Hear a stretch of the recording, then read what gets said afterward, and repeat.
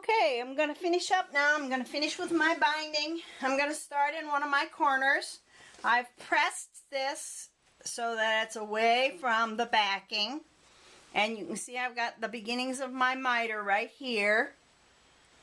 And so I'm going to pull this up as much as I can. I'm going to pull this over. And I'm going to stitch right close to the edge of my binding. Now if you want to do hand stitching, you go right ahead. That's not for me. I don't do that. Okay, a little bit of stitching is going to show in the ditch on the back. You can use the same color thread as your backing if that's something that you want to camouflage. I think I've got white, so we're going to be able to see where it ends up on this one.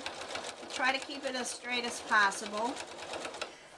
To me, I'm not a hand stitcher. I don't hand stitch well. I don't hand stitch easily. It hurts my hands to do it, and so I give up that part of the beauty of my products for some practicality and just go ahead and do my machine binding. Now some people use wonder clips along the way and they can get it just perfect front and back. I have yet to be able to be successful doing that, so I'm just satisfied with it the way it is. Okay, I'm coming to a part right now where I need my pin again. So I have pulled my binding straight out and it forms a 45-degree angle here, and then I'm going to fold it straight back on itself so that you see these two edges meet. Just lost my pin, just a second. And I'm going to put a pin there to keep it in place. I'm just going to take one stitch onto that. Now if you have a needle up down position on your machine, go ahead and put it for the down position. And so we're going to come right up to where that pin is. We're going to sew until we have one stitch in right where the needle, where the pin is, and now it's in there. Okay, now I'm going to turn it and I'm ready to do my next part. And here we go. Staying as close to the edge as I can. This is a little bit pulled over a little bit more than 1/4 of an inch. Probably have more of a 3/8 inch binding. It's not probably hitting the back of the binding. On the back side, it's probably in the ditch back there. I can kind of feel that that's where it's ending up. And I'm coming to another corner. I'm pulling this out straight. And then I'm pulling it back over itself so that these two corners perfectly mitered. Put a pin in. Go and take my stitching until I'm one stitch into this part. Take my pin out. Turn it.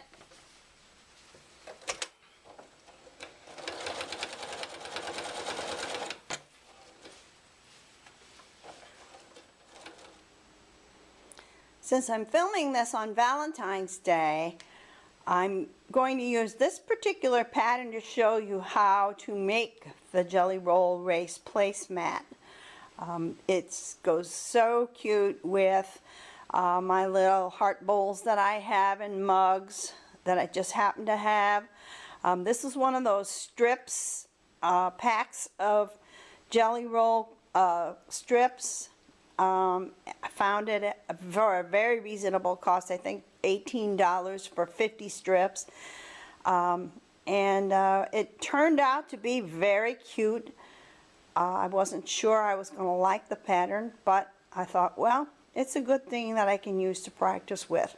So this is what we're going to be making in this particular video using this particular pattern of Jelly Roll strips.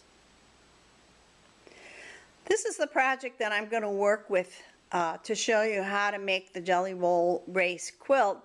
But instead of having to have a whole 40 strip jelly roll, We're going to make a beautiful placemat like the one that you see underneath this place setting, and we're going to use just 7 strips to do this. You will learn the whole entire process for making a jelly roll quilt, but you don't need as much fabric, and you do end up with something useful. We'll put a backing on it, we'll put a binding on it, and this is another way that you could use your jelly roll packs for a nice gift for your table, or for giving someone a lovely setup for their table. This will be easier for us to show you how to make the actual jelly roll race quilt, and you'll be finished with it in a shorter amount of time than if you were trying to make one great big huge one. One other thing that I like to add to my table setting is a fabric basket made with fabric covered rope. And since I had 40 strips in the farmyard line, and I only used 28 for my my placemats, I used some of the rest of them to make this fabric covered rope bowl, which takes about 10 strips. Again, I won't be showing how to make this, but there's many videos on YouTube that show how to make this fabric covered rope bowl, and they are fun to make, and each one turns out as unique and different as it can be. You never, like I say, kind of know what you're going to end up with, and that is sort of the beauty of being able to make these things out of the jelly roll strips. This particular set of placemats was made by Moda, and it's a line called Farmyard. I'm sure you have somebody that you know, or maybe even yourself, who likes the motif of having the roosters and the fruits and the vegetables in their kitchens. So this would be a really cute line for you to choose to make some placemats for your table or for a friend.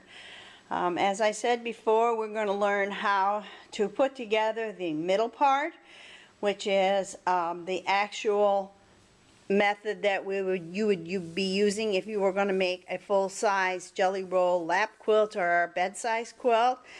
And then we're going to be putting a border on. We just put it on 2 sides in this particular one. Then we're going to be backing it using a warm and white or warm and natural batting, and then quilting it using the stitch in the ditch method, which works really well for these. Or if you like to do free motion quilting stipple, you can do that too. I like the stitch in the ditch method for jelly roll race quilts that need to stay flat, because it doesn't lift up the fabric pattern as much as it does if you're doing stitch in the ditch. And then I used my leftover pieces that I had, I put them together to make my binding. And I'm lazy when it comes to binding. I don't use any hand stitching on it. I just do it by machine. I have good mitered corners, and I'll show you how to do those when we're making our little placemat that's a miniature jelly roll quilt, jelly roll race quilt.